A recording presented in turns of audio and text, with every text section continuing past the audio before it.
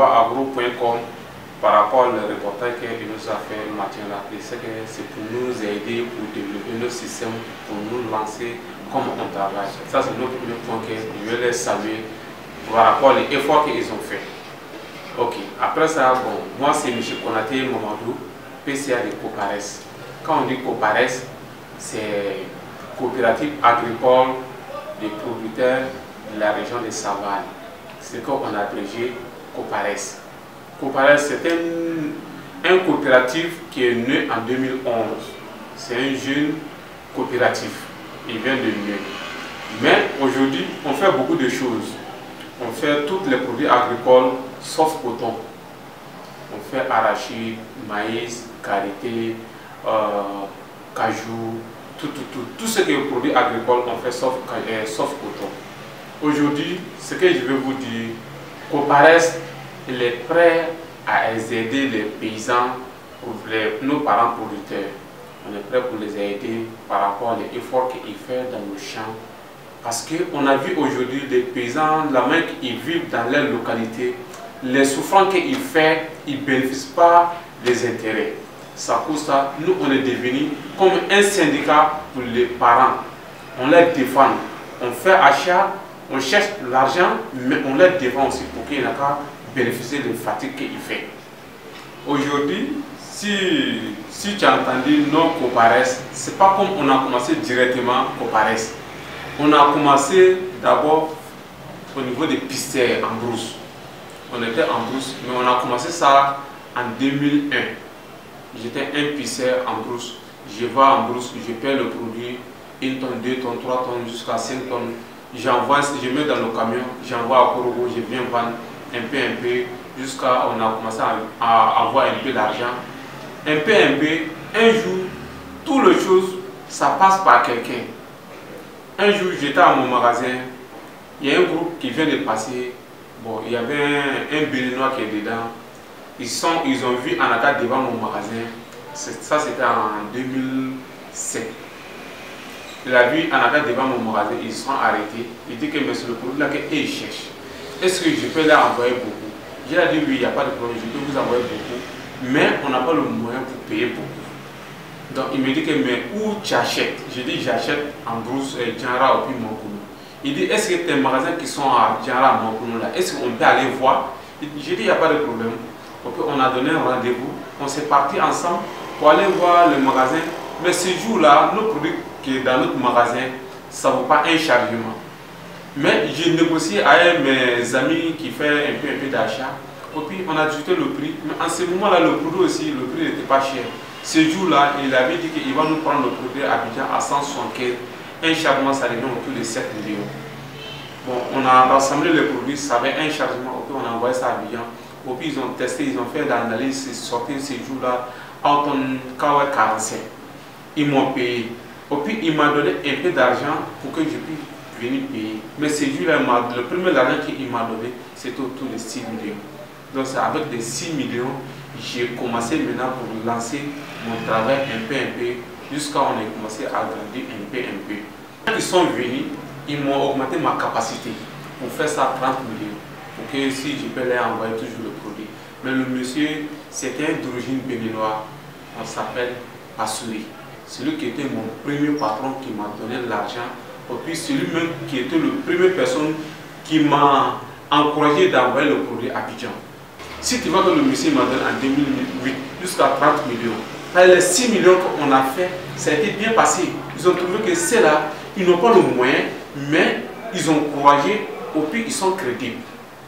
Donc on a travaillé un peu comme ça. En 2008, on a fait ça jusqu'à, on a commencé à monter nos capacités. Les premières années là, on a fait 7000 tonnes. Mais la deuxième année là, on a parti jusqu'à 10 000 tonnes. Bon, aujourd'hui, on se retrouve. 2014, on a fait 20 000 tonnes. En 2015, on a fait 30 000 tonnes. En 2016, aujourd'hui, on a fait 27 000 tonnes. Par rapport à la situation qui est passée cette année-là, parce que les productions nationales même, ça n'a pas bien reçu comme l'année passée. Donc ça, c'est une question de Dieu, ça, c'est naturel. Donc on a compris ça. Mais aujourd'hui, si tout ce qu'on est en train de faire, on peut dire que Copares n'a pas de l'argent, mais on a la confiance. Les gens nous font de confiance. Et puis les producteurs aussi, ils nous font de confiance. Mais pour avoir la confiance là, on n'achète pas à être de l'argent, on achète à être le comportement. On peut dire Dieu merci, quand tu vois quelqu'un, il fait aide à quelqu'un, cela veut dire que lui aussi, il a une petite moyenne, ça lui permet de faire quelque chose. Ça, on va remercier d'abord l'État, on va remercier aussi notre président, parce qu'on a un bon gouvernement. Avant la crise là, avant aujourd'hui, avant qu'on rentre dans le temps normal là, les souffrances qu'on a vues dans la matière de cajou là, nous on connaît. Quand on parlait le mot cajou seulement, ça devient un problème. Mais aujourd'hui, on veut dire Dieu merci. Grâce à notre président Alassane Ouattara, vraiment, on peut dire Dieu merci.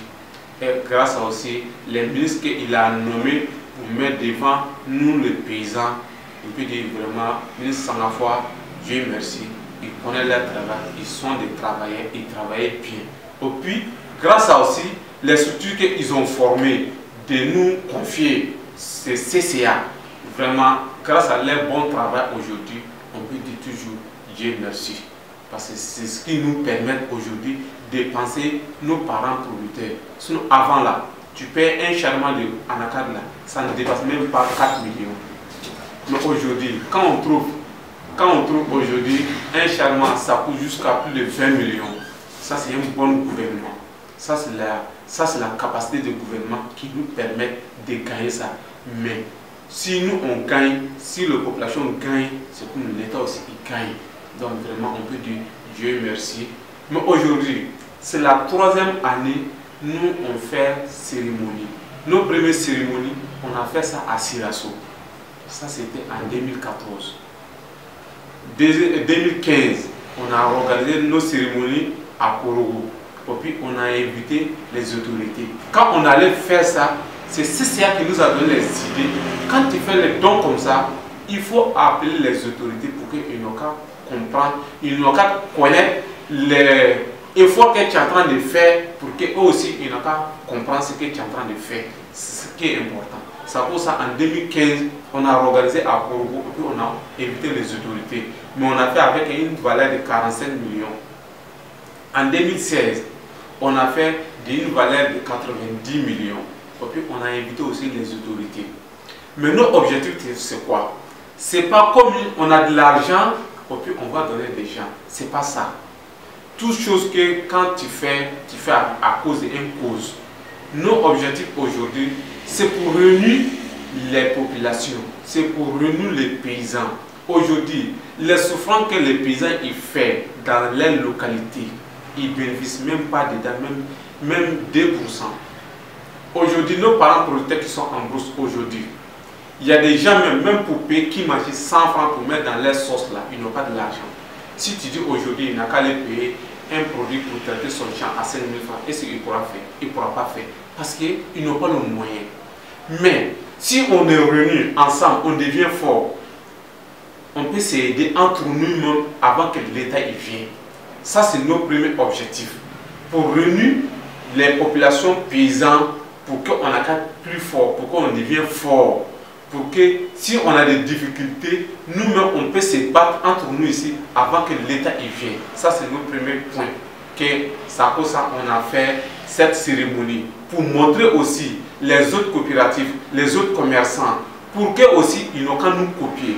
Quand tout le monde va nous copier là, l'intérêt là, c'est qui? C'est la population. Donc, c'est pour ça qu'on a organisé.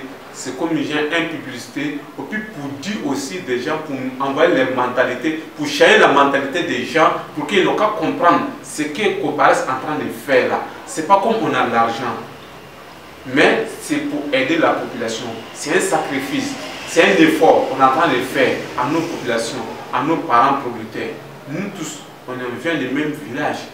On est fils des producteurs. Les souffrances qui sont en brousse là, on connaît. Si on les aide, c'est demain aussi quelqu'un peut nous aider.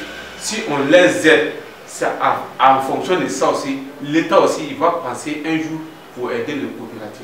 Il sait le coopératif ce qu'il est en train de faire en brousse. Parce qu'aujourd'hui, nous, on a commencé, quand on a commencé en 2014 là, on a donné les produits à les riz qu'on mange. En 2014, on a fait les produits aussi avec les matériels de champs pour entretenir les champs. On fait ça pourquoi? Pour qu'aujourd'hui, il y a beaucoup de paysans, ils n'ont pas le moyen pour traiter son champ. Deuxième, lui, sa force, ça ne peut pas lui permettre aussi pour balayer tous les champs. Mais quand les champs n'ont pas bien entretenu là, après là, le feu va venir brûler. Qui est perdu? C'est nous tous qui est perdu. Le paysan a perdu, la coopérative a perdu, l'État aussi a perdu. Parce que s'il y a une bonne production, premier, paysan il gagne, commerçant il gagne, l'État aussi il gagne. Nous tous, on gagne ensemble et puis on perd ensemble. Pour éviter ça, nous on a pensé que comme le moment qu'on doit traiter le champ, le paysan n'a pas le moyen, nous on leur donne les produits en gratuit pour qu'ils n'aient pas traiter les champs, pour qu'on puisse avoir une bonne production. La production ça peut augmenter. Si ça augmente là, nous on gagne, les paysans gagnent, l'État aussi il gagne. C'est à cause ça on a fait. Mais maintenant on a commencé à penser aussi, parce qu'on a passé beaucoup de zones, mais on a trouvé qu'il y a des gens qui sont trop, ils sont dans le souffrance de l'eau même seulement.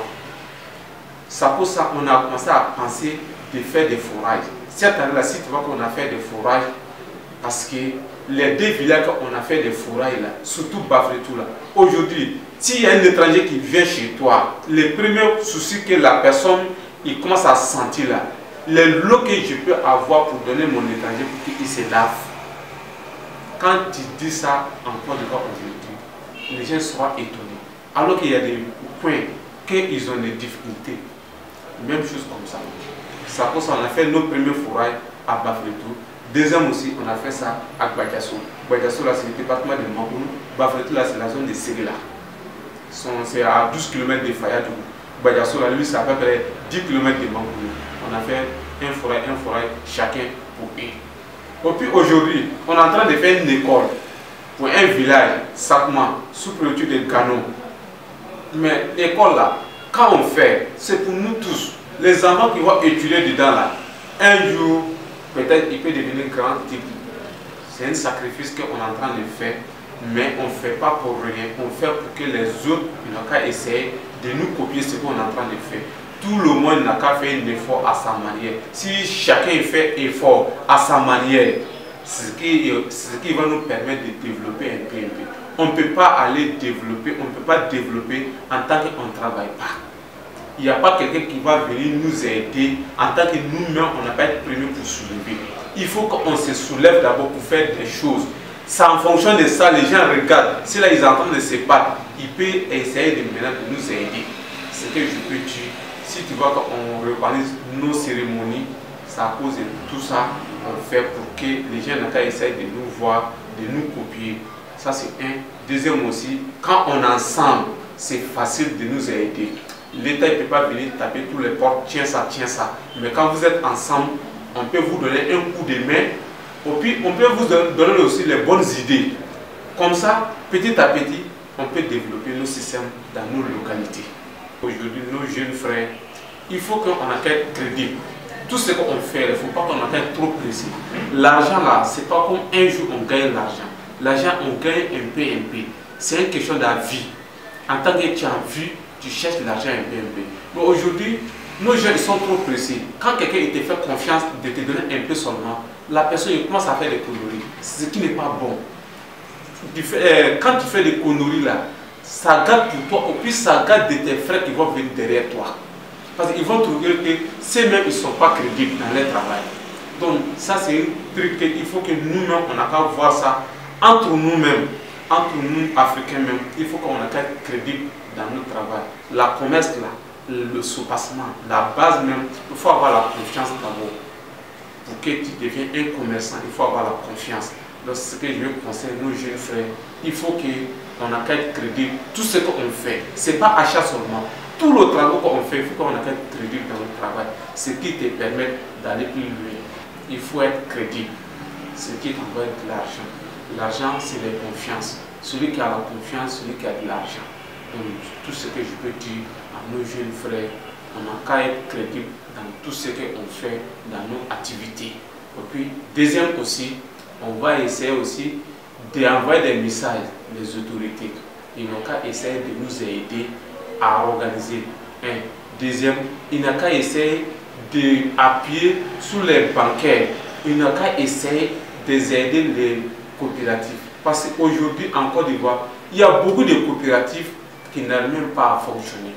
Par rapport à pourquoi? Parce qu'ils n'ont pas le moyen pour faire activité.